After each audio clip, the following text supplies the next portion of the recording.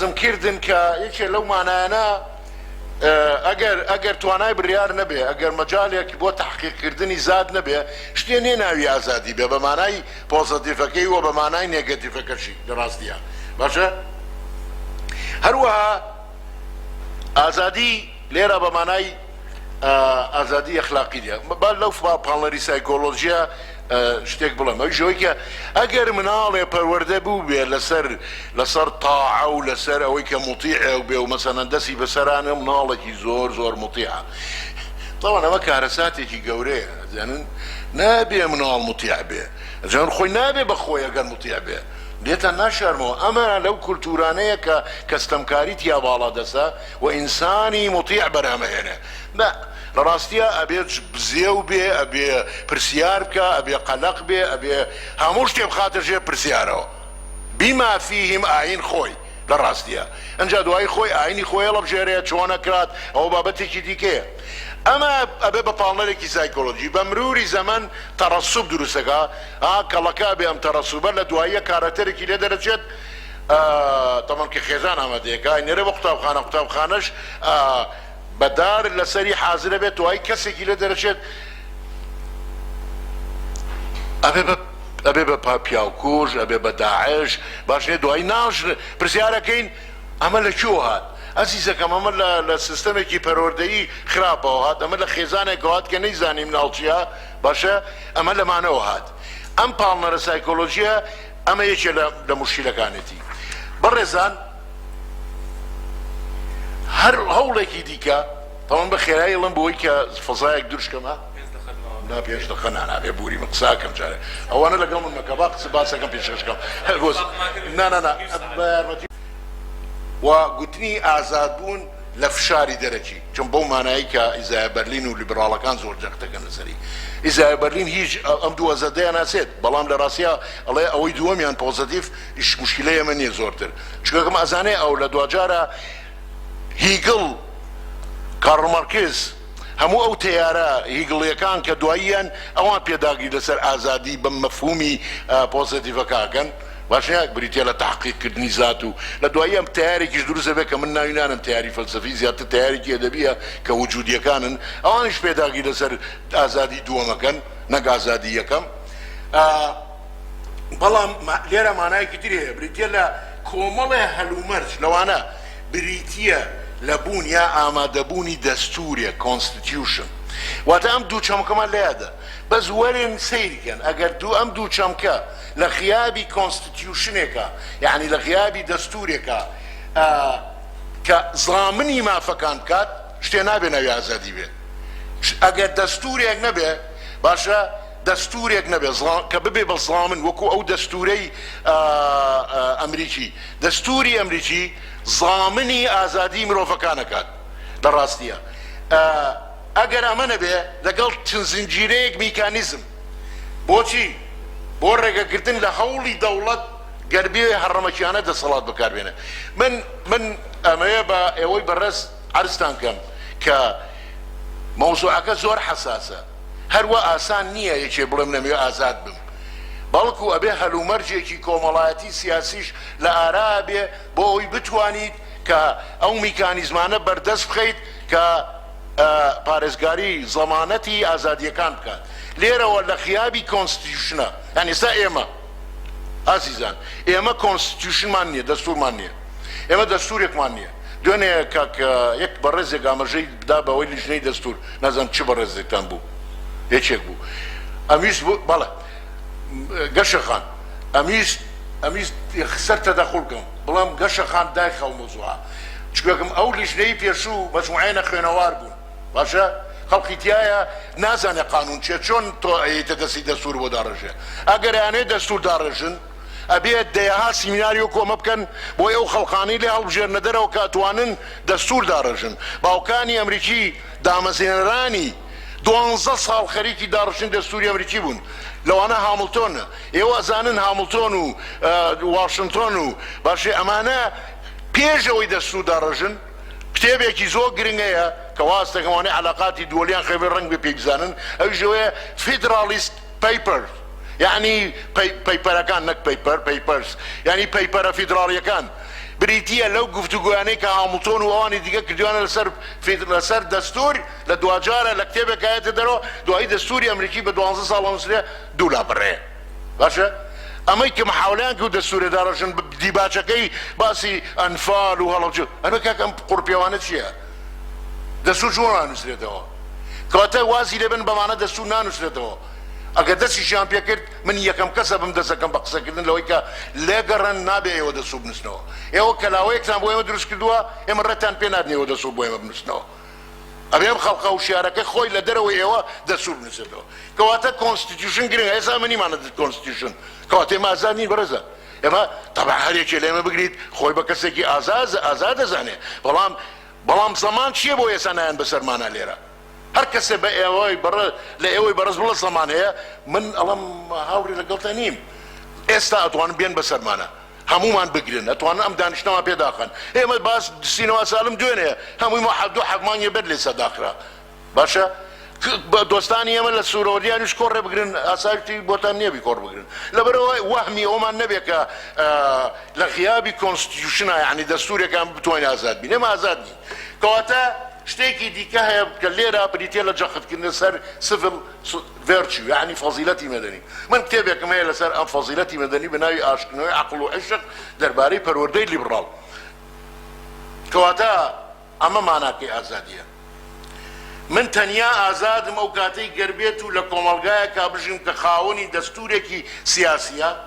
کە پەیمانێکی کۆمەڵاتیە کە کارەکات بۆ سربەخۆیی هاونیشتیمانیان گەرانتی بکرێت و زامن بکرێت ئازادیە نیشتیمانیان زامن بکرێت هەروەها پاراستنیان لە بەکارهێنانی هەڕەمەکیانەی دەسەڵات نقطە هەموو شتێکمان و لەم تعریفەیە ئێمە پەیمانی کۆمەڵاتیمان نییە پەیمانی کۆمەڵاتیمان نییە لە ڕۆژاوا بووم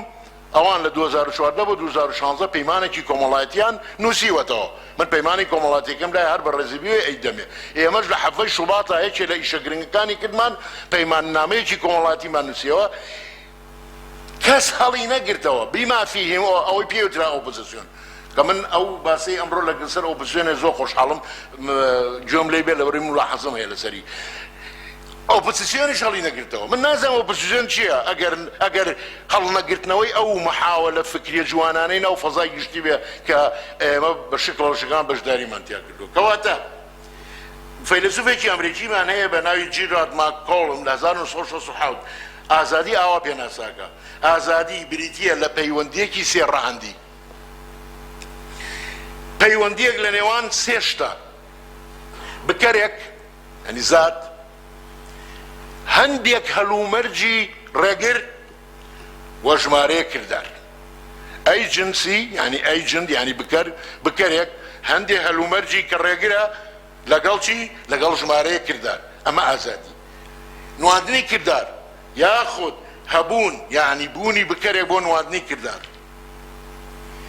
بەیانکردنی ئەم بەیانکردنەی سەرەوە بەم شێوەیە توانین دابڕژینەوە یا وەڵامی سێ پرسیار بدەینەوە وەڵامی سێ پرسیار بدەینەوە لەم بەیانکردنەوەی سەرەوە ئەو شتە چییە ئازادیە یا ئازادی نییە ئەمە پرسیارێکە ئەو شتە چییە ئازادیە یا ئازادی نییە دوو لە چی ئازادە لە چی ئازاد نییە لە چی ئازادە لە چی ئازاد نییە سێ ئەو شتەی ئازادە یا ئازاد نییە بۆ کردنی چی بۆ کردنی چی ئازادە یا ئازاد نییە وە بەچی یعنی ئەمڕازەکانی چی بەڕێزان لەم سێ پرسیارەیە وەڵام ئەم سێ پرسیارە ئەو میراتە فەلسەفەیە کە لەسەر ئازادی هەیە کە لەسەر ئازادیە نقطەیە نامێنێتەوە بەڕاستیە کە زەوئی نەخاتە سەر لەم بینەیە طبعا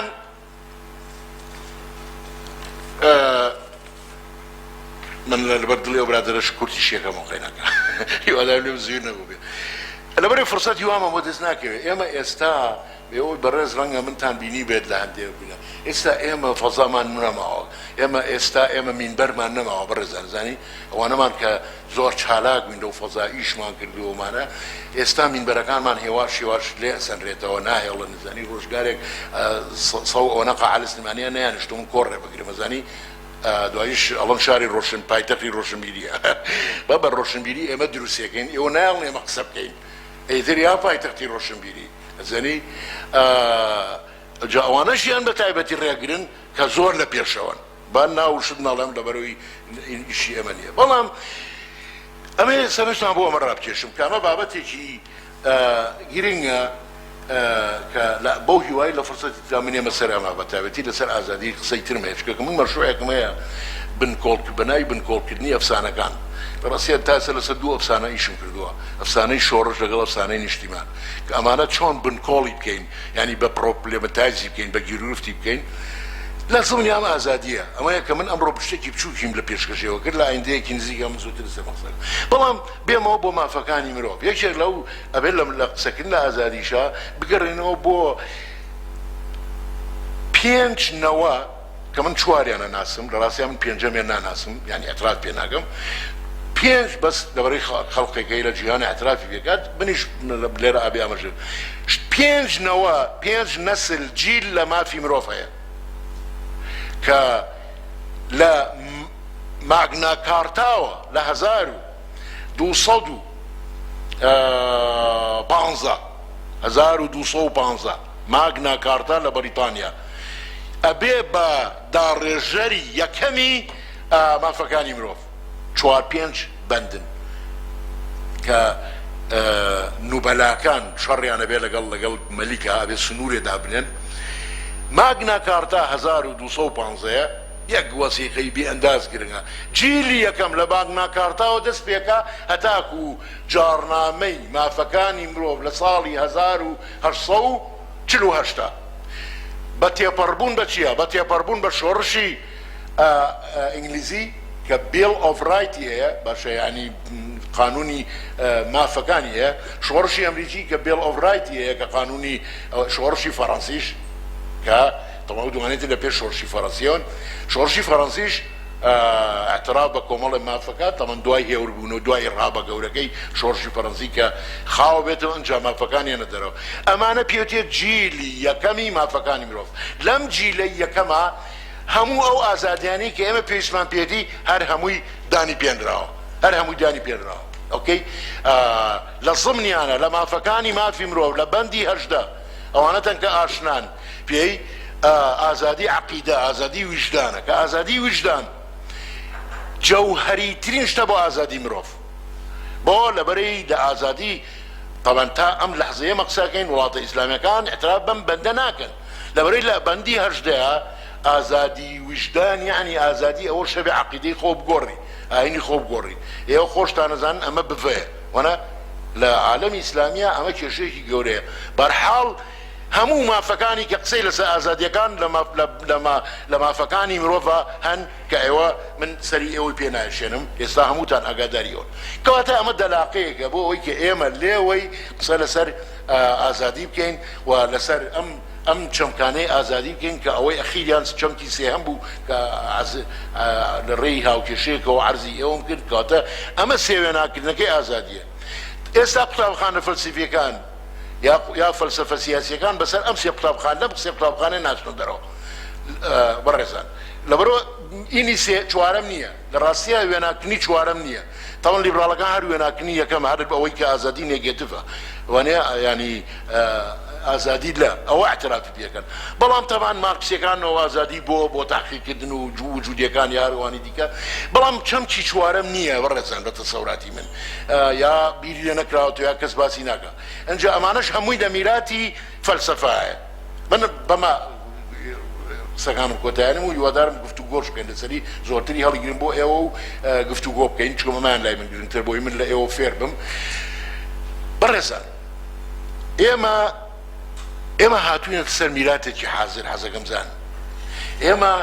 بە شەرەت پێش ئێمە بیری کردوێتەوە ئینتاجی کردووە وانەیە لە یۆنانی کۆنا یۆنان معجزە گەورەکەیە ئیش کراوە عەقڵ ئەم میراتەی ئێمە لە بەردەستمانە ئینتاجی عەقڵە عەقڵی مرۆڤ ڕیسکەکانی مرۆڤە ئێمە بۆمان ئامادەکراوە ینی لە ڕاستی ئەمە مشارەکەیەکی گەورەشمان نەبووە تیای لەتان ناشارمە مشارەکەی گەورەمان نەبووە هەر بەڕێزەوتی هەمان بۆ با گفتوگۆکەین ئێمە مشارەکەی گەورە کەوتم میراتێک و بە شەرێت ئینجازی کردووە من بەی خۆم ێزانم ئێمە ئەبێت تەمەلوکی بکەین یعنی بگەین بە خۆمان من ئەو فەیلسوفانەی باسییان دەکەم هیچ واوە ناکەم کە ئەمە غەربیە و ئەمە یۆنانیە و نا ئەیکەی بەی خۆت لەبەری تۆ میرا ئەمە عەقڵی بەشەریە ئینتاژی کرد تۆش بەشەریت ئەگەر ئەمەمان کرد وازمان لە ئێمە و ئەوان هێنا ئێمە هەنگاوێکی باشن ڕۆینە پێشەوە بەڵام هەموو ئەو هێزانەی کە باز لە ئێمە و ئەوانەکەن باشە ئەنجا ئێستا باسی ئێمە ئەوان ناکەن ئێمەی موسڵمان و ئەوانی غەربی هەمە باسی ئێمەی سلێمانی و ئێمەی هەولێریشەکەن زانی ینی ئەمەش بۆ خۆی کێشەیەکی گەورەیە من بەو دۆستانەی کە غەمی فەزای گشتیانەیە ئەڵم لێرە بڕۆنە دەرەوە لەم سلێمانە بچنە دەرەوە کاکە بڕۆن بزانن بچن بۆ بادینان بچن بۆ هەولێر زانن عینەن عەمەلیەیە زانی مەسەلەن تۆ محاسبەی باحثێ بکەی لە سلێمانیە بڵێ ئەمە شارەکەی کاگەحمەی شێخە نابێ ئەمەی تیابوتێ بۆسە بۆ خاتی عاسمان هەزانێ ئەمە تۆ ئەڵێ چی باشە ئەمە کارەسات دروستەکە ئەمە لەمپەر دروستەکە ئەمە ئەبێتە مای ترۆری ئازادی ئازادیش ئەگەر هەلومەرجێ دروست بێ ڕەنگ بە ئینسانەکان هەر خۆیان لێ ڕابکەن یەکێ لەو شاکارانەی لەسەر ئازادی نووسراوە ئەریک فرۆم نووسیوەتی باشە بە ناوی ڕاکردن لە ئازادی ڕاکردن لە ئازادی باز لە نازیەکانەکە باسی ئەوکە ئەڵمان ڕایەکی لە ئازادی بۆیە نازیزم دروست بوو بەرحاڵ ئێمە دەستمان بردەوە بۆ چەمکێکی زۆر هەستیار بەڵام چەمکێکە ئەگەر لێوەی ئەتوانین چی ناو هەموو بەڵاکان و کارەساتەکانی کە تووشمان بووە کە لەم کۆمەلگای ئێمەیە ئیستبدادی ئێمە ئیستبدادێکی سیاسی نییە بەڕێزان ئیستبدادێکی کۆمەڵایەتیشە ئیستبدادێکی ئاینیشە باشە ئەنجا دەسەڵات ئێمە ستەمکار نییە کۆمەلگاکەی ئێمە ستەمکارە دەزانن کۆمەلگاکەی ئێمە خۆی ستەمکارە دەزانی ئێوە ئەنجا هەر یەکێ لێم بگری ڕەنگ بێ باسی معاناتی خۆی بکات باشە من یەکێکم لەوانە کە قوربانی ئەم ستەمکاری ئەم کۆمەلگایان نەگی دەسەڵاتەوە هیچام باشە ئەوەی کە یەک ڕستە ئەڵەیت بە هەڵە تەفسیرە بکرێت بە هەڵەکرێت دوایی لەسەر جادە بەلامار دەدەن تاکەین و من لەگەڵ حەزەکەم گفتوگۆ بکەین لەسەر ئەمە وعدی شەیەم بە ئێوە لە مناسبەتی دیکە لەسەر ئەم چەمکە و لەسەر لیبرالیزم و لەسەر ئەو قوتابخانە فکری و فەلسەفیانە من لە خزمەتی ئێوە بم سوپاستان دەکەم هەر توێژنوەیەکە بەڕاستی حەزم کرد ئیشارەت پێ بن لە 2016 بڵاو بووتەوە توێژنوێژی دوو توێژەر ئیبراهیم لوینساز و سیرجۆ بیگار کەوا نزیکەی 12 سەرۆک وەزیران و سەرۆکی وڵاتیان هینایە ئەوانە خۆیان دیکتاتۆر بوونە خۆیان ڕۆڵیان هەبوو لە گەندەڵی لە وڵاتەکەیان بەڵام هەر خۆشیان بوونەتە پردێک بوونەتە قۆناغێک لە قۆناغەکانی ڕاگواستنی دیموکراتی هەوڵیاندا 12 سەرۆک دێننەوە ئەوانە خۆیان لە ڕێگەی خۆیان هەوڵیاندەوە چاکسازی ئەنجام دەن وڵات بەرەو دیموکراتی بن بەرەو گەشەی ئابووری زۆر لە وڵاتانە دێننەوە شیلی یەگانە ئەندونوسیا مەکسیکە ئەوانە هەموو ئەو وڵاتانە نمونەیان دێنیتەوە بۆیە تەماشا دەکەین FW کلێرکەوە سەرۆکی باشووری ئەفریقا بوو بە خۆی هەوڵیدا ئەو چاکسازیانە ئەنجامدا لەگەڵ ئۆپۆزیسیۆن و لەگەڵ نوخبەی ڕۆشنبیر و چاڵەکوانەکانی وڵاتی هەروە بیجی حەبیبیت کەوا جێگری سوهارتەوە بوو لە ئەندونوسیا ئەویش ڕۆڵێکی گرنگی هەبوو لە پۆڵۆندا وەزیرێک یەک وەزیر ڕۆڵی گرنگی هەبوو لە ئەو ڕاگواستنی دیموکراتێکەوە ناوی ئەلەکسەندەر کەفاشینسکی بوو بۆیە ئەوە دەتوانین بڵێن شێوازی دووەمە شێوازی یەکەم ڕێکەوتنی سەرکردەکان شێوازی دووەم قۆناغی دیموکراتی ئینتیقالیە توانین بڵێن شێوازی سێم بریتە لە ئەگەر هیچ حەل و چارەسەر نەما بریتە لە شۆڕش و ڕاپەڕین کەوا زۆر بخۆمان لەوانی هەر لەو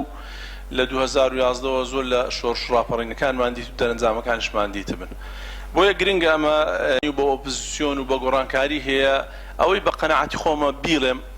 دواتر من حەز دەکەم جەنابتان ڕێی خۆتان بڵێن و زیاتر تاوتوی بکەین و بگەینە چەند ڕاستیەک خۆی بەڕاستی ئەمنەوەی گەیشتمە لە قەنەعەت لە کوردستان دەسەڵاتی ڕاستەقینە لە حکوومەتدا نییە بەڵکو دەسەڵاتی ڕاستەقینە بریتە لە حزب بریتە لە بنەماڵە بریتە لە چەند مەسئولێک لێ تەماشا دەکەی ئەو ئۆپۆزیسیۆنێکەوە دەستەنا حکوومەت ناستە ناو دەسەڵات خۆی هەڵدەخەڵەتیان لی نازانی کاتێک دەڵێ من وەڵام نیش بەشدارم لە دەسەڵات خۆی بەڕاستی بەشدار نییە لە دەسەڵات بەشدارە لەوەی کەوا وەزیرێکی پێبەخشرایە ڕاوێژکارێکە مدیر عامێکە چەند مۆزەفێکیان بۆ تاعین کردیە ئەگەرنا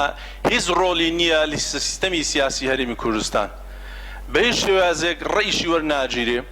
بە هیچ شێوازێک بە پێچەوانە زۆر تووشی هەڵی دەکەن و ناشرینی دەکەن لە ناو کۆمەڵگەدا ئەوە لە کابینەی هەشتی بنکەفراوان زۆر بەڕوونی دیار بوو بۆیە ئەو کابینەیەش زۆر بە وازحی دیارە یعنی پێویست ناکە مناقشە بکەین هەمان دەرەنجامی دەبیت و بەڵکو بە خراپتر لەبەرەوە ئێستا هەردوو حزبی دەسەڵاتە تایبەتی پارتی توانێتی تەواو کۆنتڕۆلی دامەزراوەکانی تەنفیزی و تەشریعی و دادوەری بکات ئەوە جگەلەوەی کەوا هێزی چەکداری و هەروەها دەسەڵێت بۆیە لە کوردستان پێمان باشکەوە بەڕاستی چاکسازی سیاسی پێش چاکسازی ئابووری بکرێ ئەو خاڵێکی گرنگە بەڕێی من حتا بڵێ ئەمە هەوڵ دەینکەوە عەقدەکانی نەوت بینە پەرلەمان و دامەزراوە دروستکەنکەوە خزمەتی ڕاژە و هەروەها هەوڵ دەینکەوە شەفاف بێ لە بودجە و دارایی ئەوانە بەڕاستی بەڕێی من هیچ سوودێکی نابی دەبێت یەکەم جار خەریتەی سیاسی لە هەرێمی کوردستان بگۆڕی ئەوەش بە پرۆژەی سیاسی دەبی پرۆژەی سیاسیش بە پرۆسێشی سیاسی دەبی پرۆسێش سیاسیش پێویستی بەوەیەکەوە هەموو لایەک تێدا بەشدارن بۆی ئەنجامی هەبی بۆیە یەکەم خاڵی گۆڕانکاری لە کوردستان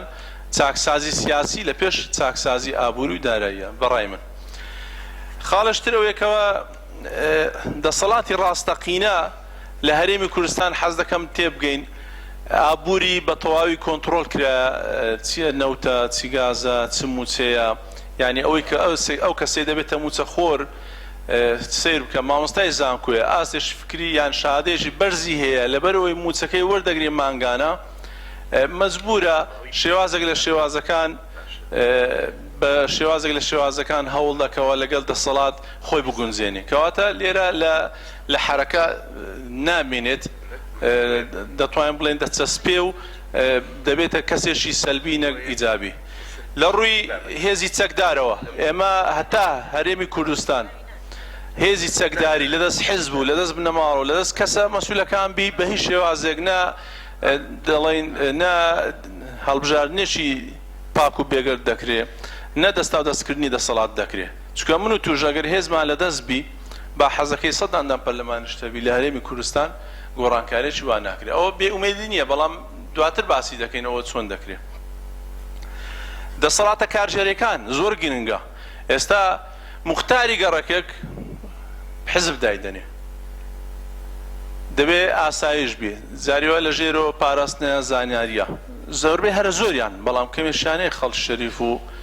دڵسۆزن مختار لە مختارەکە گەڕەکە بگرە حزبیە هەتا دەچێ قوتابخانەکە مدیری مەکتەبەکە حزبیە نەتواندراوە ئیداری قوتابخانەکان بکرێتە ئیدارێش دموکراتی مامۆستایەکان لە بینی خۆیان مامۆستایەک هەڵبژێرن دەچێت ڕەوزەیەکی منداڵان بە هەمان شێواز ئەویش حزبیە دەچێت زانکۆ زۆر لەو خراپترە ئەوە لەوانەیە ئەوتان گوێ لێ ببیکەوە کاتێک مەسئولێک لەسەر کاغەزی جغارەیەک واستەی لە بۆ تەڵەبەیەک کردیە بۆ ڕێی زامیعەیەکیان بردی ڕێی زامیعەکە کاتێک پارچە کاغەزە پیسەکەی بەدەست کەوتی و ماچی کردی هەستایەوە ماچی کردووە ئەوە ڕێی زامیعەیەک وا تەعامولکە کەواتە لە خوارتر ڕاگر و سەرۆک بەش و ئەوانە هیچ ڕۆڵیان نییە بەخۆشمان هەمومان لە ناو وەزعەکە داینە پێویست ناکە ئەو بابەتانە باس بکرێ بە هەمان شێواز پێویستە سیستەمی دادوەری سربەخۆ بکرێ هەتا سربەخۆ نەکرێ هەر ئەو حیزبانە هەمویان لەژێر ڕچێفی دەڵێم هەمویان بە مطلقی لەژێر ڕچێفی حیزبەکاندانە لە بوارە سیاسیەکانیان ئەگەر نا لە بوارەی کوشتنێکە دزیەکە ئەوە لەوانەیە سربەخۆ بن تا ڕادێشی زۆر خاڵشتر ئەوەیەکەوە پێم باشە هەندێک مەفهوم چاک بگرێتەوە یان ئەو پێم هەڵەیە ئەو مەفهومانە ئەوەیەکەوە چاکسازی لە سیستەمی سیاسی هەرێمی کوردستان ئەوە نییە بڵێ سیستەمەکەمان پەرلەمانیان سەرۆکایەتیە چونکە هەردووچیان دوو شێوازی دیموکراتینە یعنی بەڕاستی ئەوە نزیکەی 10 ساڵە خەڵکیان پێوە خەریک کردیە حیزبە ئۆپۆزیسیۆن و دەسەڵاتدارەکان وایان کردووە کە ئارێکامیان کام سیستەم باشترە بەخوای سەرۆکایەتی یەک لە فەیلسوفەکان دەڵێ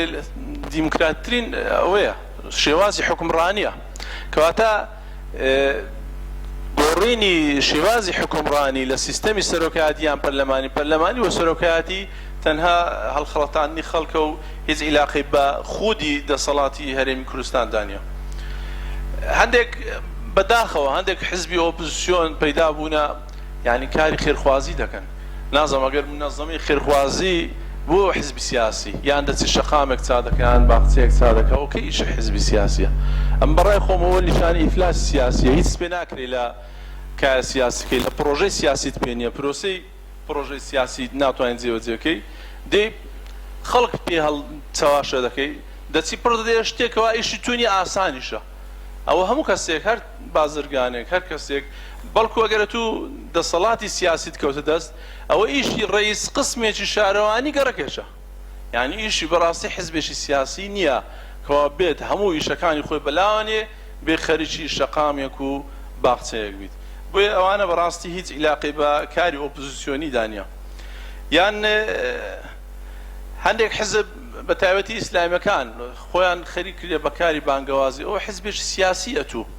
یعنی دەبی خۆت یەکلاکەوە تو حزبێکی سیاسی یان حزبێکی داعوی بانگەوازی کامیانی ئەتو ئەگەر بانگەواز دەکەی ئەو بانگەواز دەکەی باشە بۆ مەلا و کادیرە داعویەکان دەکەیە پەرلەمانتار و دەکەیە وەزیر و چی لاقیان بۆ مۆزەعەدە. ئەوە نیشانەیەکەوە لە کایە سیاسەکەی ناتوانێت خوتوەیەک یان هەنگاوێک بەرەو پێش بە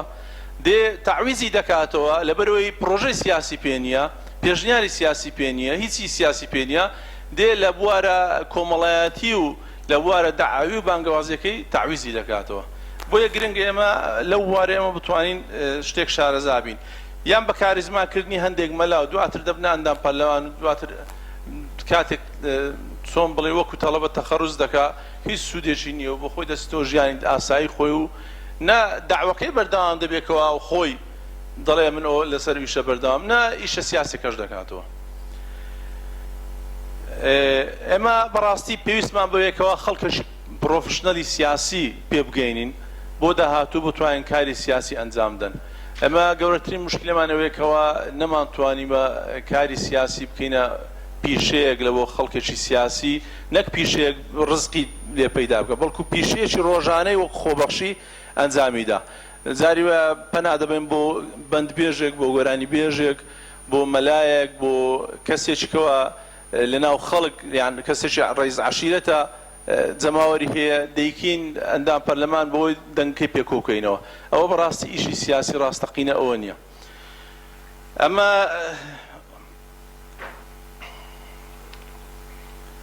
خاڵێکی گرنگەکەوە پێشتر هەندێک لایەنی ئۆپۆزیسیۆن کەسی ئۆپۆزیسیۆن یان چالاکوانی ئۆپۆزیسیۆن بانگەشەی مامەڵە نەکردن لەگەر حزبە سیاسیەکانی ئێستا یان مامەڵە نەکردن لەگەڵ هەڵبژاردن چون ناو هەڵبژاردن ئەوانە هەموو بەڕای من بە هەڵی سیاسی دەزانم، چونکە مادەم تۆ حزبێکی سیاسی دەبی هەرچی وەسیلە و شێواز و ئامرازش سیاسی دەبی بەکاری بین. یەک لەوانە هەڵبژاردنە، ئەگەر بە ساختەش بێ دەبێت و ڕۆڵی خۆت تێدا هەبێت، ڕۆڵی خۆت تێدا بۆ بتوانین گۆڕانکاری ئەنجام بدەیت. ئەمن دوای دێین چۆن ئەو ساختە و ئەو تەزویرانە کەم بکەینەوە.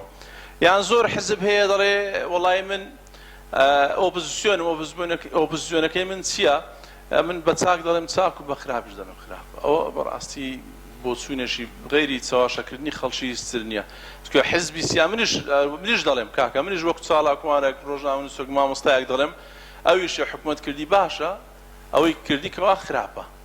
ئەوە هەموو کەسێک پێ دەگوترێن، بەڵام ئایا حزبی سیاسی ئەو ئیشی ئەوەیە؟ حزبی سیاسی ئەوەیەکەوە پرۆژەی سیاسی هەبی بتوانی خۆی بێتە دەسەڵات، نەک بچیتەوە ماڵەوە لێی گەڕا تا 4 ساڵی تر هەتا 4 ساڵی هیچ حرەکەیەکی جەماوەری فکری زوڵێژی سیاسی نەکا بڵێ وەڵای ئیشی من تەواو بووە تا 4 ساڵ تر لە کاتی هەڵبژاردنەکان دێمەوە دیسان بۆتان باز دەکەمەوە کە ئەمن چی دەکەم. ئەوە بەڕاستی جۆرێکە لە جۆرەکانی کەوە دەتوانێت هەر بە هەر نەگرتنی عەقڵی خەڵکیش لەو بوارەدا. زۆر چاک.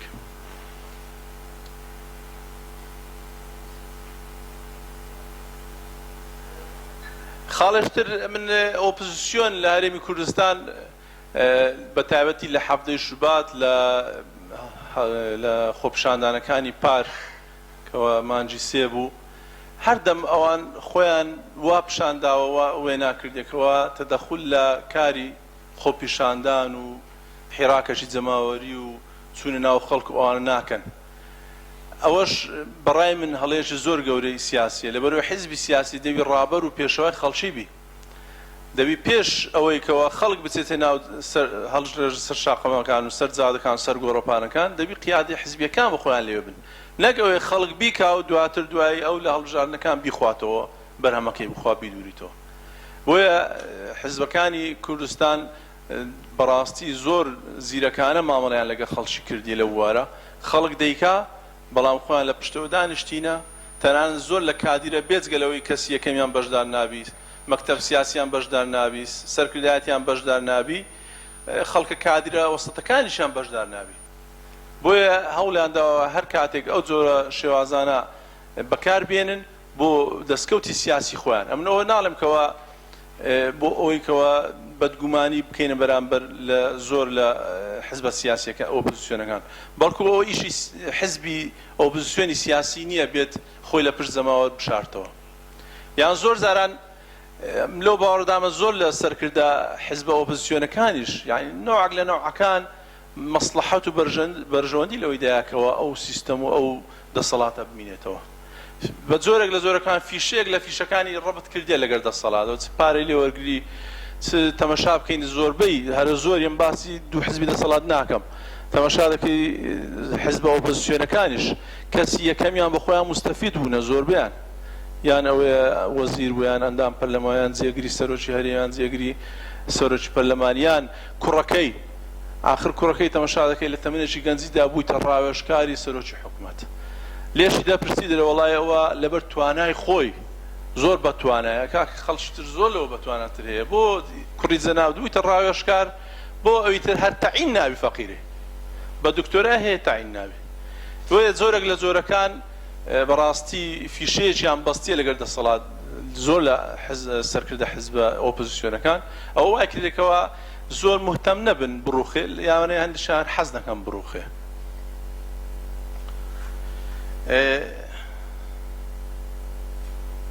داران دەگوترێ بە تایبەتی ئەو حزبە ئۆپۆزیسیۆنەکان کەوا چوونێتە ناو حکوومەت ئێستا، دەڵێ وەڵاهی ئەمە ئەوەی پێمان کرا بەرامبەر ئەو دەسەڵاتی کردمان، خۆ لە پاش دژایەتی تەواو یان دەبی تەواو دژیبی یان دەبی لەگەڵی ڕێکەوی ڕێکەوتن قەزدی ئەوەی تەسلیم بوونە. خۆی لە بینی ئەو دوو عەکسە بۆشایەشی زۆر هەیە، دەتوانیت دژایەتیشی نەکەی بۆ دەرەجەیە بیکێ شەخصی، دەتوانین تەسلیمیشی نەبی، بەڵام ئەو دەڵێ یان دژایەتی دەکەم یان تەسلیمی دەبم. بۆیە تەماشا دەکەین ئێستا هەندێک لە حزبە ئۆپۆزیسیۆنەکان تەواو تەسلیم بوونە، یعنی هەرچی ویست پارتی بە تایبەتی پارتی هەرچی ویست یاسای دامەزراوی سەرۆکایەتی هەرێمی بۆ هەڵپەرسارد، دوای پارتی گوتی بۆم کەوە وەی کردەوە، دوای گوتی سیستەمەکەم بۆم کرە پەرلەمان کردێ پەرلەمان، دوای فلان بۆ بکە سەرۆک هەرێم، فلان بۆ بکە سەرۆکی حکوومەت، فلان بۆ بکە وەزیر، یاسای تیرۆر، هەمووی بۆ کردیا. ئێستا وا لە دویتی دەرێت خوا ئەو مدیر عامم بۆ بکە هیچ بووی ناکەێت تەواو هیچیش بەتونەما، هەمووی بۆ کرد. نابۆشی بکە ئەوەشی بووی ناکە بەخوای. ئێستا لەگەر ڕەبت کردی دەڵێ وەڵی با پێکەوە ئێمەی پارتی لەگەڵ ئێوەی گۆڕان لەگەڵ یەکێتی پێکەوە دابنیشینەرێ مدیر عام و ڕاوێژکارەکان تەوزیعکەین. باش ئەگەر کەمێک عەقلی سیاسی تەبیەوە دەزانین فێڵە، یعنی نادەمێ، یعنی ئەو مدیر عامی کەوە هیچ نییە دەسەڵات واز وەزیرەکەت هیچ دەسەڵاتی نەمایە، هەروای دەکا یاریدەدەش بۆ قوت دەکاتەوە. بۆیە دەڵێم ئەوە جۆرێکە لەو جۆرە شێوازی ئۆپۆزیسیۆنێکەوە دیتمان. ئەی چارە سەر چییە؟ بەڕای من بینە سەر چارە سەر زیاتر ئیشی لەسەر بکەین، کاتەکەی سێ خولەک بەسەر چا بەو سێ خولەکە تەواوی دەکەین. بەڕای من ئۆپۆزیسیۆن بەرەیەکی سیاسی جەماوەری پێک بهێنیت، ئەوەی پێشتر ئەمە داوامان کردیە لەگەڵ زۆر لەگەر ئێوەشکەوە حزبە سیاسیەکانی ئۆپۆزیسیۆن پێکەوە بەرێک پێک بهێنن، بەڵام ئەوە بەڕێی من تەرحیەکەممان بی حزبەکان و خەڵک و جەماوەر، بەڵام ئەگەر حزبەکانیش نەهاتنە پێش خەڵک و جەماوەر و ڕۆشنبیر و چالاکوان و خەڵک دامەزراوەکان پێکەوە بتوان بەرەیەکی جەماوەری سیاسی دروستکەن، چیتر خەڵک بەس قسە نەکات بەڵکو بێت بە عەمەلی بچێت ناو سیاست. چکە بەڕاستی ئەزمون پێمان دەڵێ لەو ڕاگواستن دیموکراتیکەوە باسمان کرد هەرچی بەیەک حزب فەشەلینە ئەو سربیا ئۆکرانیا ئەوانە یەک حزب هەوڵیدا گۆڕانکاری ئەنجام نەنیتانی بەڵام هەر حزبێک لەگەڵ چەند حزبێک و لەگەڵ جەماوەر هەموو پێکەوە نەجاحەتی هینا و ئەو بەرەیە توانیتی گۆڕانکاری ڕاستەقینە و ڕیشەی ئەنجام بدەن لە ئەو وڵاتێکەوە دەیەوێت کەواتە هەر ئەزمون پێمان دەڵێ ئەگەر پێکەوە شتێک نەکرێ دەرەنجامی نابێ بەڵام ئەگەر بەرەیەکی سیاسی جەماوەری فراوان بێت دەتوانی ئیش بکرێ بەڵام لەگەڵ ئەوەشدانیمە ئیلا دڵێ هەموو پێکەوە ناکرێ لەبەر ئێستا هەندێک حزب تەواو ڕەبت بووە لەگەڵ حزبەکانی دەسەڵات ناتوانین بڵێ وەڵای ئیلا ئەوەشی دەوی لەگەڵ داوی بۆیە دەڵێن ما لا یودرەک کولوه لا یترەک جلوه ئەگەر هەموو شت بەدەست نهات بەڵام بە زۆرینە لەدەست نەدەی پێمان باشە ینی ئەکتیڤکردنی سندیکا و ڕێکخراوەکانی کۆمەڵگەی مەدەنی بەڕاستی لەو بوارەدا بتوانن ئیشی خۆیان تێدا بکەن ینی چەند کۆمەڵگە وەکو دکتۆریش باسی کرد چەند کۆمەڵگە گەورەبی حکوومەت بچووک دەبتەوە ئەوەش ئیشی هەمووانە بە سندیکاکانی پیشەی بە ڕێکخراوەکانی کۆمەڵگەی مەدەنی بە چاڵاکوانان بە ڕاگەیاندکاران بە دامەزراوە میدیای سربەخۆ ئەوانە هەموو پێکەوە بتوانن گۆڕانکاری ئەنجام دەدەن بۆیە ئەو بەرەیەکەوە باسی دەکەن گرنگە هەموو جۆرە کەسێک بە تایبەتی لە هەرێمی کوردستان گلەیەکم هەیە لە ئەو کەسانێکەوە هونەرمەند و فەنان و شاعرن حەز دەکەم بۆم بژمێرن چەند هونەرمەند ڕۆڵی هەبووە لە حرەکەی سیاسی لە هەرێمی کوردستان حرەکەیشت جەماوەری زۆر کەم چەند شاعیرمان هەیە نیتمان ینی ئەوانە بەڕاستی هەموو بەدوای یان خۆی لە ژیانێکی منعەزیل هەوڵدا بژی یان ئەوێکەوە لە بەرەی دەسەڵات بووە ئەمە هەوڵ بدرێ لە زۆربەی ئەو حرەکاتە جەماوەری و سیاسیانێکەوە لە وڵاتان ئەنجام دەدرێ زۆر لە هونەرمەندان شاعیران هەروە کورتەفیلم هەموو ڕۆڵی زۆر گرنگی هەبووە لە بزوانی خەڵکی و لە گۆڕانکاری بەڵام بەداخەوە لە هەرێمی کوردستان ئەو ڕۆڵەی نییە من ئەگەر ئستا پێم بڵێن و ناونیشانی بابەتەکەت چیدادنەی پێم خۆشە زیاتر لەسەر مەسەلەی قەیرانی متمانە قسە بکەین ڕەنگە بەشێکتان ئەو چیرۆکەتان بیستبی کە لە چۆلەوانیە کاتێک کە کەسێک هیچی پێ ناوێت لەو دەمەی کەسێک سواری ئەسپە بەوێدا تێتە پەڕێژ پێی دەڵێ من زۆر ماندوم ئەگەر هاوکاریم بکەی فترێک ئەسپەکەی خۆتم دەی ینی پێ بڕۆم تۆش بە پێ بڕۆی بۆی کە ماندووبوونەکەم بەحەسێتەوە کە کەسەکە سواری ئەسپەکە دەبێ بە خێرایی دەڕوا بەجی دێری ئەویش بانجی دەکات دەڵێ ئۆکەی ئەسپەکە لە بۆ خۆت بەس یەک شت لە شوێنی تر مەڵێ کە من بەو شوێ فێڵم لەو کەسە کردکایەکەم پێم گوت بۆ 5 دقە بۆ 10 دقە سواری ئەسپەکەت بم دواتر بەجێ ینی بەجێ مێش و لێم دزی ئەسپەکە تی لەبەرەوەی کە خەڵک ڕای گشتی متمانە بە چاکە لە دەست نەدا ینی ئەو بابەتی متمانە ینی بە تایبەت چ کۆمەڵگەی مەدەنی چ حیزبەکانی دەرەوەی دەسەڵات تۆ هیچت نییە کە خەڵک بۆ خۆت ڕاکێشی جگەلەوەی کە مەسەلەی ئەو متمانەیە کە لە بینی تۆ و ئەوان دروست دەبی بەداخەوە ئێمە بە خۆمان زۆر جاروەیە ڕەنگە هەمووتان زمونتان لەوە هەبێ کە بینیوتانە کە چۆن خۆمان هۆکار بوونەوەی کە ئەو متمانە لە بینی ئێمە چوەکو خۆمایان جاروێ حیزبەکانی دەرەوەی دەسەڵات ینی من باسی سێ قۆناغ دەکەم لەو بابەتە بە کورتی قۆناغیە کە مەسەلەی تەخوین ڕەنگە زۆر جار توش بوونەکە کەسەکە دیار بووە کەسێک بۆ کە توانیوێتی لە ناو خەڵک بەتابەت ئێمە لەبەرەوەی کاکشێران باسی بادینان دەکەمش تۆزێک باسی هەولێر دەکەم لەو بابەتە ئەو دیار دێژ بەداخەوە دەڵێم زۆر جار لە سلێمانیەوە هاتیتە هەولێر ینی کەسەکە کە دیار بۆ نمونە مامۆستا مەسعود عەبدولخالق کەسەکە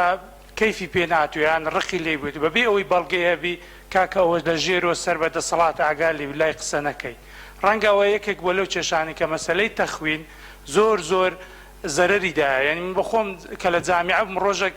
یەکێک گوتێتونی وی لە تەلەڤیزیۆن قسەیەک وتم با وتێزانی قسەی باشەکە بەزەم باوەڕت پێ ناکەم وتم لەبەر چێ تی لەبەرەوەی ئەگەرە تو لە بنەوە سەربەدەسەڵاتنەی بەو شێوە قسە ناکەی یعنی ئەو بێمتمانەیە زەرەرێکی ئەجگار گەوریدا کە بەشێکی زۆری بەداخەوە وەک دیسان دەیڵێمەوە کە خۆمان لەوەی کە ڕقمان لێک بووە هاتوین بۆی کە کەسەکە دەرنەکەوێ بۆی کەسەکە بیشێنی لەبەرەوەی لە هەندێشت لە پێش ئێمەیە دروستمان کردەوە نمونە زۆرە کە خەڵکەکە خەڵکی ڕۆشنبیر دوو ڕۆشنبیر نابین لە وڵاتی نێوانیان خۆش زۆر بەێرە زۆری کێشەی لەگەڵێکە جاروێ ئەو بابەتە بۆ شێوەیە فۆرمەلە دەبێت خاڵێکی تر لە مەسلەی متمانەوە گوتم کە بوویتە سەبەبی کە لە ناو خەڵک متمانەی ئەو خەڵکەی کە ئەوەی کە ئێمە پێیان دەڵێن نخبەی دەرەوەی دەسەڵات زۆر جێی متمانە نەبن و خاڵێکی تر مەسلەی ئۆپۆزیسیۆن کە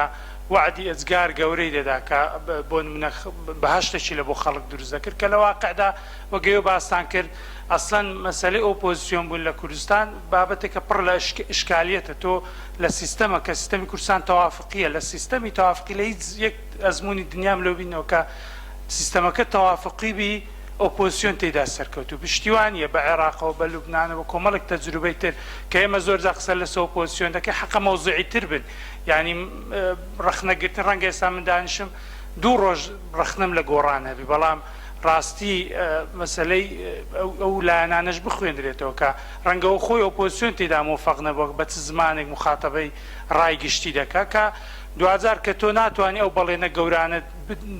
بهێنیەتی ئەوە لە نەتیجەدا بەشێک بووە لەوەی کە متمانە متمانەی بەشێکی خەڵک بە ئۆپۆزیسیۆن لاواز بیکە ئەویان دوو خاڵ دەگرێتەوە خاڵی یەکەم کە ڕەبتی بۆ بابەتەیە کە ئەو خەڵکێک کە لە بۆ نمونە ئێستا کە بێ ئومێد بوو هەمووی لەو بێ ئومێد نەبووە کە بۆنمە گۆڕان بەو شێوە سیاسەتی کرد بەشی پێی وا بۆ مۆدیلە کە دەبی تاقی بکرێتەوە مۆدیلی ئۆپۆزیسیۆنی پەرلەمانی پێی وایە ئۆپۆزیسیۆنی پەرلەمانی ئەزمونێکی شکست خواردووە ناچێتەوە دوایێن مەسەوە نییە کە گۆڕانیان لایەنێکی ترە لایەنێکی باشتریش بێ ڕەنگە و باوەڕی مشکلی لەگەڵ مۆدیلەکە هەیە مشکلەی لەگەڵ گۆڕان و نەوشورا مستەفا و چێوچێ نییە بەڵام ئەوە بەشێک بووە کە متمانەی بەشێک لە خەڵکی نێژ بەشەکەی تر ڕەبتی بەچا بوو ڕەبتی بە مامەڵەی چونکە ئەو بەشەی کە ماوە هێشتان باوەڕی بەوە بوو کە دەبێ ئۆپۆزیسیۆنەکە بێ بەو هەموو ئیشکالیەتە بۆ هەمووی کە زۆر ئیشیشی پێ ناکرێت بەشێشتر لەوە بێ ئومێد بوون کە بۆ نمونەوەکو کارکتەری ئۆپۆزیسیۆن ئەوە هەر ئۆپۆزیسیۆن ناگرێتەوە میدیاش دەگرێتەوە میدیایەکی ئەهلی ڕەنگە ڕۆژێک لە ڕۆژان زۆر بە شێوەیەکی جوان تەمسیلی کۆمەڵگەی ئێمە کردێسە چۆتە باوەشی دەسەڵات و لەناو ئۆپۆزیسیۆنیش کە خەڵکە کتەبووە کە بە ئارەق و ماندووبوونی و شەونخوونی دەیان گەنجی بێپارە دەرچۆ دوجار کارکتەرێکی خراپی لێ دەست خۆی تەسلیم دەکاتەوە یان پێچەوانەی مەبادیەکانی خۆی دەجوڵێتەوە کە ئەوە دووبارە سەر بۆ دەچێشە کە ئایا ئێمە چی هەڵبژێرین ئەوەی هەڵی دەبژێرین دووبارە بە شێوەیەک لە شێوەکان دەچێتەوە ناو دەسەڵات لەگەڵ ئەوەشدا وەک باسم کرد کۆمەلگای مەدەنی جاروێت تووشی و حاڵەتە بووە کە بەشێک بووە یان ئێمە لێراستم کرد تەنها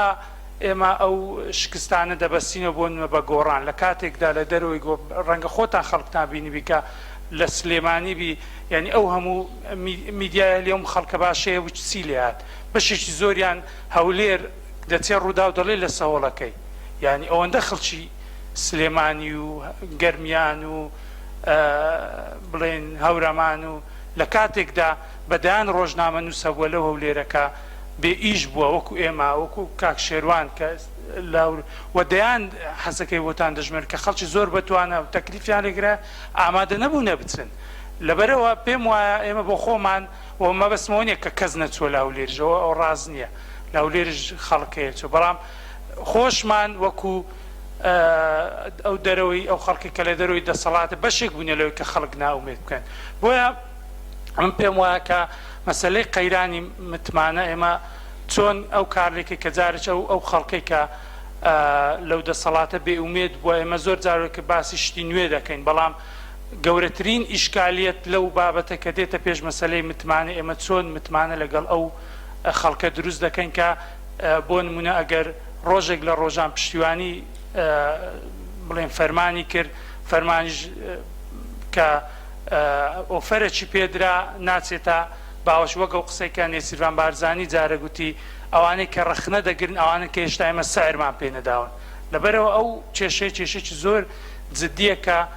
باسی بابەتە دەکرێت دەبێت ئێمە بەقوڵی لەسەری بۆسین بۆی کە لە خۆنە ڕەنگەوە پێویستی بە گفتوگۆی زۆر بێت من نامێت زیاتر کاتان بگرم و هیوادارم ئەگەر گفتوگۆ لە داهاتوو کرا ئێمە زیاتر ڕاوەستانمان لەسەر ئەوە بیکە ئیشکالیەتی متمانە چۆن لەگەڵ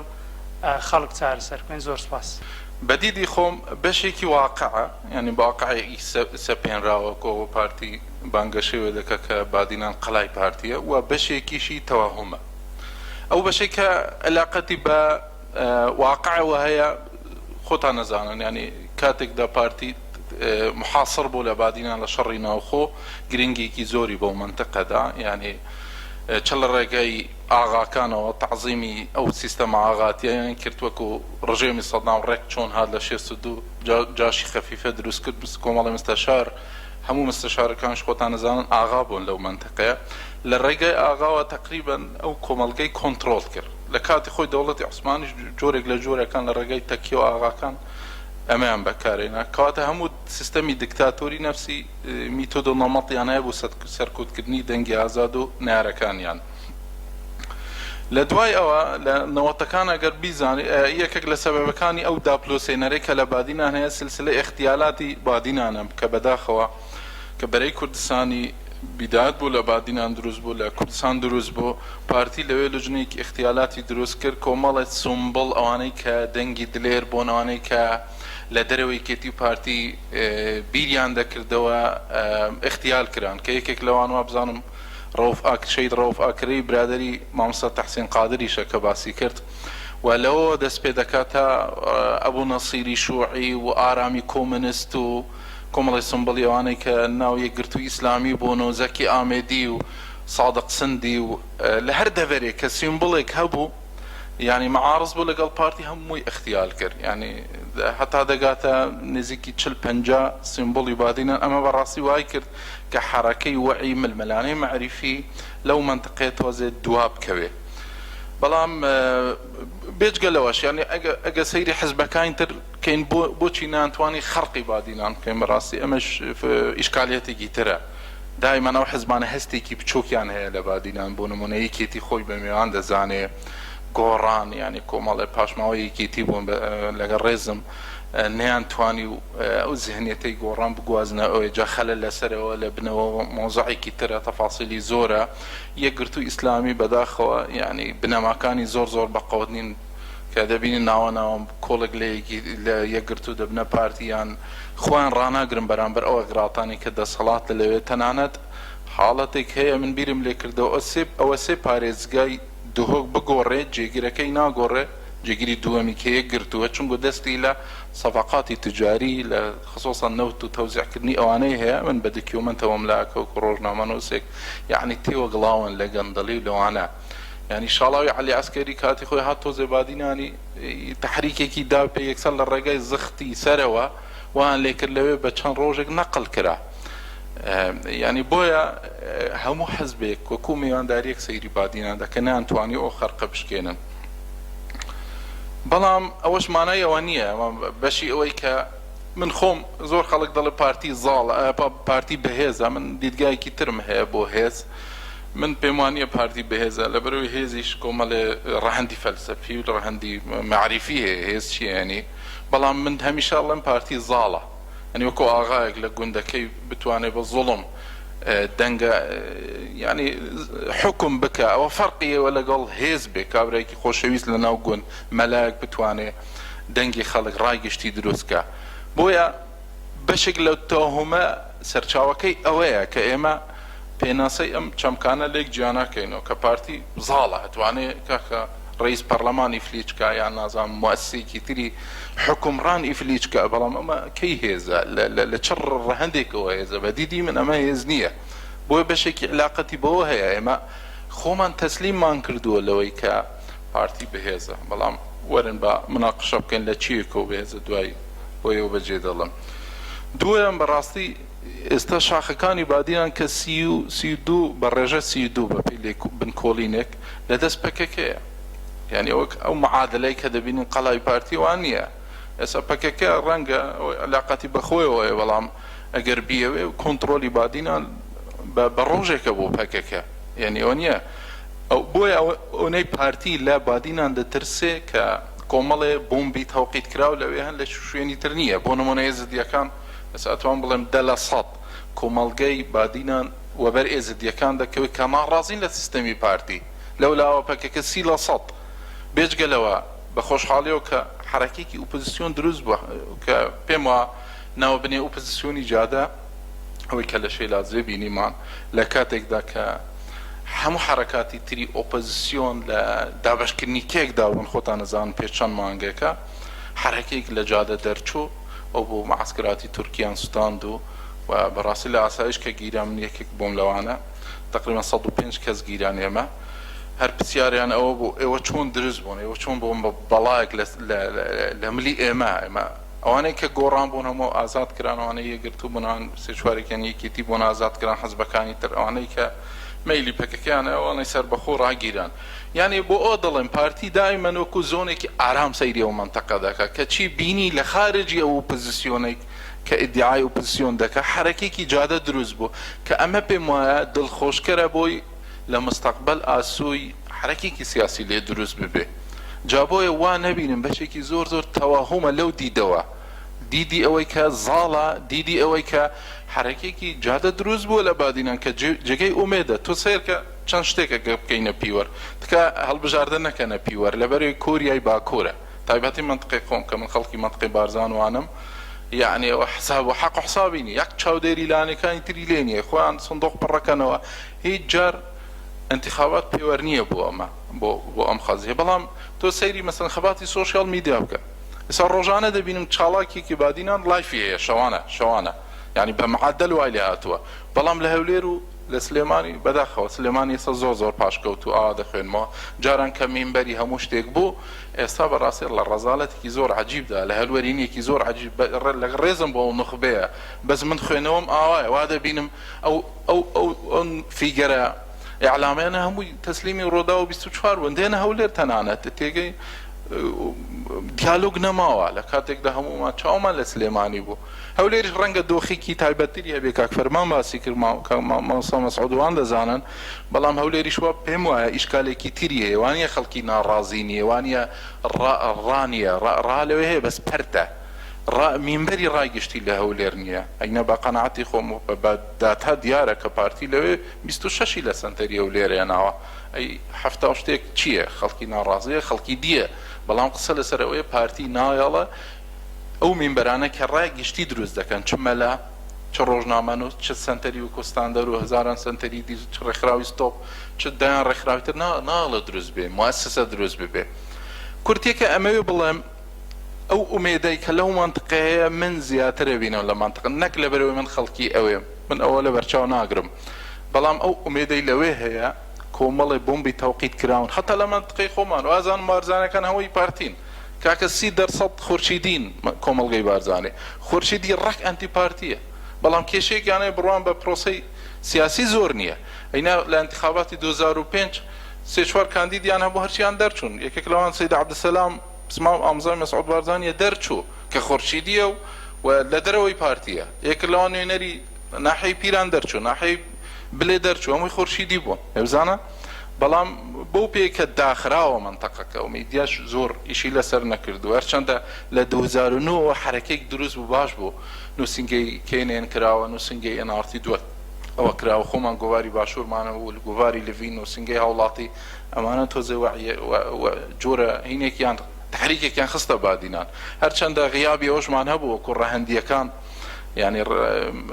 مەسافەی ئیشکردن و تەسیری ڕەهەندیەکان تایبەت لە سلێمانی و لە ناوچەی هەولێر بوو ئێمە غیابی ئەومان هەیە بەڕاستی کەسی ئەکادیمیمان نین بەشێکیان لە دەرەوەن بەڵام بە خلاصە ئەمەوێ بڵێم ئومێد هەیە ئەگەر ئیش بکەین ئومێد هەیە لەوێ شتێک سەر هەڵبدە خوشکان برانی بەڕێز من زۆر سوپاسی هەر هەمووتانەکەم بە تایبەتی مامۆستا مەسعود و هاوڕێیانی ساندەر و ئەو خۆشەویستانەی کە لە هەولێرەوە تەشریفیان هێنابوو بۆ شارۆچکەی دووکان و هەروە سوپاسی هەموو ئەو خوشک و برایانەی ترەکەم کە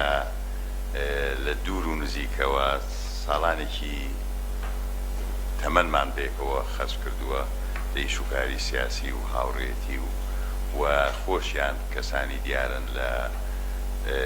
ساحی ڕۆشنبیری و کەم تا زۆر دەوریان بە درێژایی ساڵانێک بینی. ئەو باسانەی کە پێشکەش کرا نامەوێت بە کورتی و بە پەلە پیاپشمەوە، بەڵام لە فرسەتێکی ترا پیاچینەوە و کورت و پوختیەکەینەوە بۆی بۆ هەموو ماجێی سوود بێ، بە ئومێدەکەم زۆرینەی تۆمار کرابێ. بەڵام چەند شتێکی سەرەتایی ئەڵێم ئەوەی کە ئێمە کوردین، خەڵکی کوردستانی باشوورین، خۆمان اختیارمان نەکردووە، ڕاستەکەی وا لەدایک بووین، بەڵام ئەوە ڕاست نەجێی شەرمەزاریە، نەجێی شانازیەکی گەورەیە کە بیکەین. ئەوە واقعەکە کە هەیە. ئێمە میراتگیری هەموو جوانی و ناشرینەکانی ڕابردوین کە ماوەتەوە لە وڵاتەکەمانە و ڕەنگە قسێکی زۆر مەشهورەیە ئەڵێ تەنانەت خوای گەورەش ناتوانێت دوێنێ بگۆڕێ، بەڵام دەتوانین سبەینە بەدڵی خۆمان دروستکەین. ئێمە ئومێد دەکەین دەورمان هەبێ بۆ دروستکردنێکی سبەینەیەکی جوانتر پێکەوە. ئەم هەرێمە ئێمەی تیاژین بەشێکە لە عێراق لە ڕووی دەستوری و قانونیەوە ئەبینین لە زۆر ڕۆ بەشێکی ژنێ لە عێراق تا ڕادێک سەربەخۆیە و لە هەندی ڕۆ ئەوەندەی وابەستەی تورکیا و ئێرانە ڕەنگە ئەوەندە وابەستەی عێراق نەبێت. هەرێمی کوردستان خصوصیەتی تایبەتی هەیە کە لەو محازەرانەیە باس کرا، نامێ بچمەوە سەری، بەڵام ئەحزابی کوردستانی ڕاستیەکەی نە عێراقین نە کوردستانی، نە کەسیان بۆ عێراقی بوون ئیشی کردو بەزدی، نە کوردستانی سیاسەتی ڕۆژانەیان جێبەردە کردو بە مەبەستی سوودی مادی وەرگرتون بۆ خۆیان و بۆ بنەماڵە و شتەکانیان. بۆیە سێرەکەین ڕۆیاونە، استراتیژونە، پلانونە. ئەمە هەم ئەحزابی دەسەڵات هەم ئەحزابی ئۆپۆزیسیۆن. لوتکەی دەسەڵات هەموو شتی بەدەستەوە بووە. بۆیە سێرەکەین زۆربەی قاعدە بە هەندێک لە قیاداتەکانیشەوە کە ئێستا لەو هینەیە خەڵکی تێدایە بەڕاستی ئەداد بوون، بەکارهێنراون و مەغدوریش بوون لە زۆر ڕۆوە. هەر ئێستا من ئاسانەکەم زۆربەی قاعدەی حیزبەکانی دەسەڵاتیش مەغدورن، بەکارهێنراون، قوربانین زیاتر لەوەی کە جەلات بن. بۆیە ئەبێ هەر هەمومان لە کاتی هەر پرۆژەیەکی فکری و سیاسی ئەوانە بەڕاستی ئەو قاعدەی ئەو ئەحزابانش بە بەشێک لە قوربانیەکانی ئەو میلەتە بزانین و حسابیان لەسەر بکەین و بە ئومێدی ئەوە بین کە بتوانن ڕۆڵێکی پۆزتیڤ ببینن. بەداخەوە موسساتی دەستوری دروست نەکراوە لە هەرێمی کوردستان، هەر وەکو لەوەی تا ئێستا لە دوای 2023 لە عێراقیش دروست نەکراوە. ڕەنگە لە هەندی ڕۆ دەستگایەک باشتر بێت لەوی تر،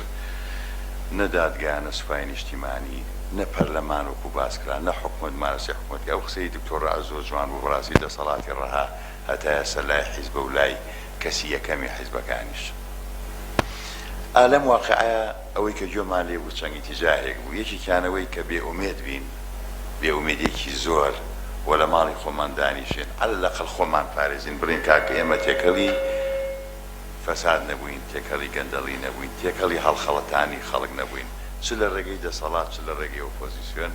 کە ئەمە ئەتوانم بڵێم عەزا فریمانەکەی هەموو کەس دەتوانێت بکات لە ماڵی خۆی دانیشێت. وەکو عەرزم کردن هەندێک خەڵک ڕەنگە بتوانێت لە دەروی وڵاتیش دانیشت، لە ژینگەیەکی تریا بەخۆشی بژێت. هی دووەمیانەوەی کە باس کرا بەشداری بکەی لە کاری حیزبی و چ لە ڕێی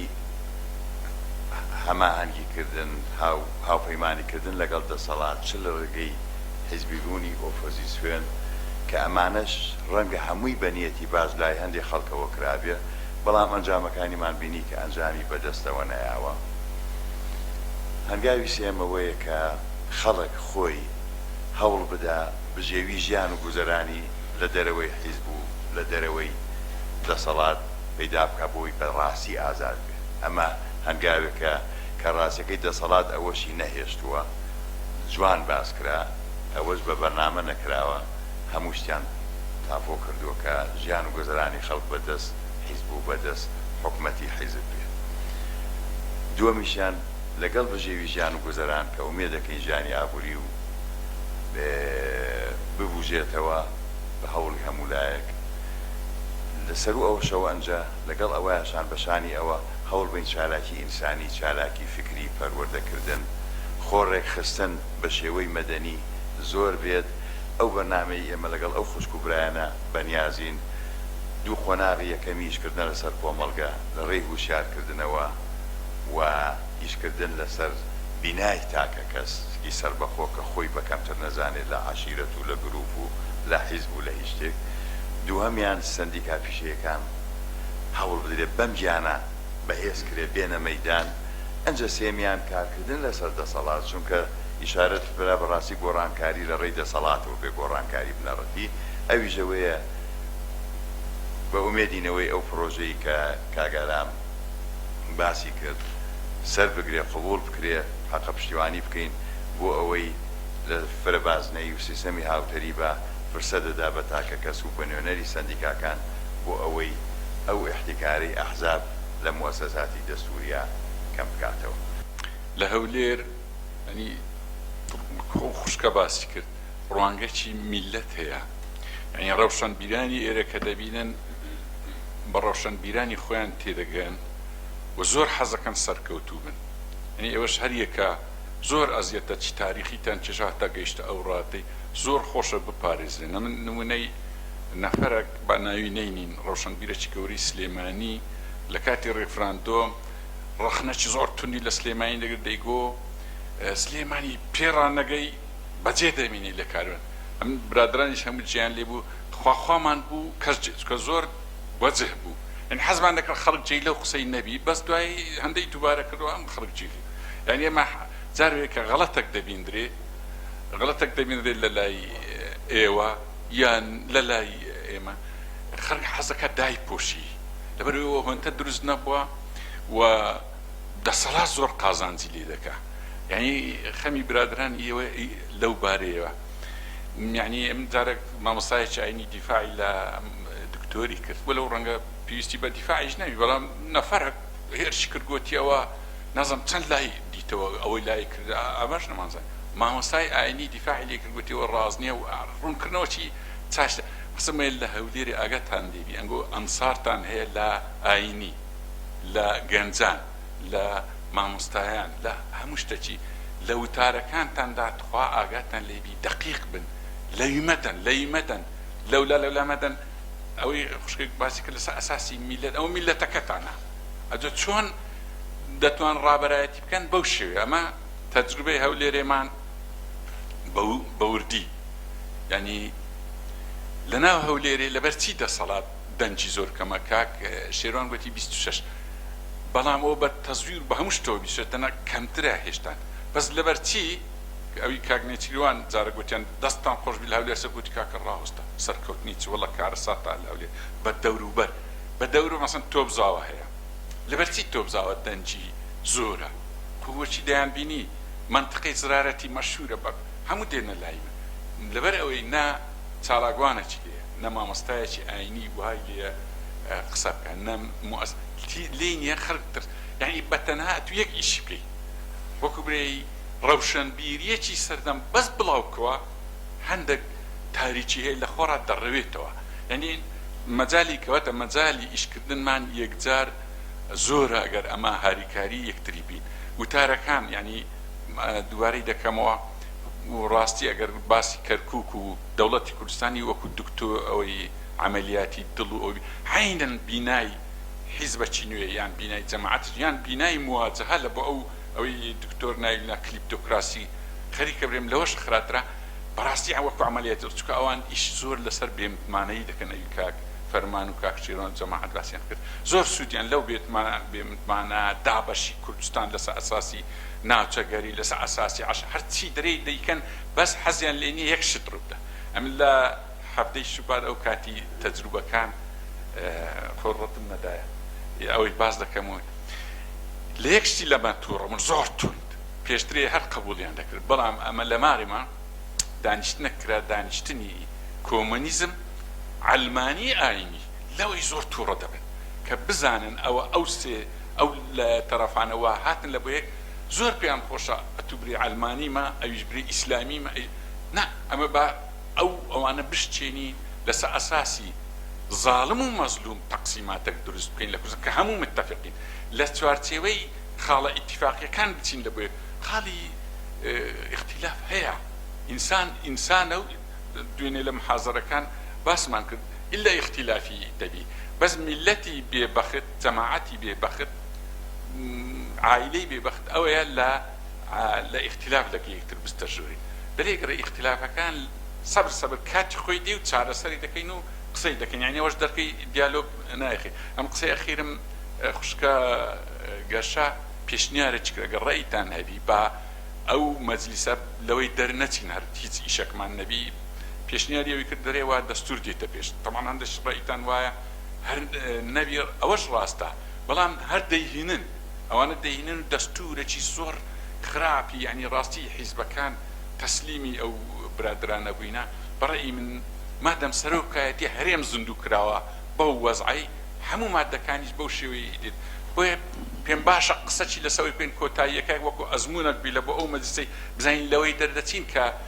زەختێکمان هەبی لەسەر دەستور کە بەو شێوازەی بی کە ئێمە دوانێت وەسەلام عەلەیکوم وەڕەحمەتوڵڵاهی